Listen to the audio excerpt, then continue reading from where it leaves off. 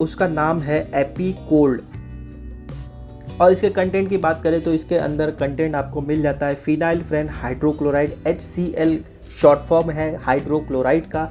और यहाँ पर नेक्स्ट जो आपको कॉम्बिनेशन देखने को मिलता है वो है क्लोरफेनामाइन मैलिएट, और थर्ड वाला जो इसके अंदर दिया गया है वो है पैरासीटामॉल। ये कॉम्बिनेशन सिरप है, इसको आप यूज़ कर सकते हैं जब कभी बच्चों को फीवर होती है, बॉडी टेम्परेचर बढ़ जाता है, बुखार वगैरह में आप इसको दे सकते हैं।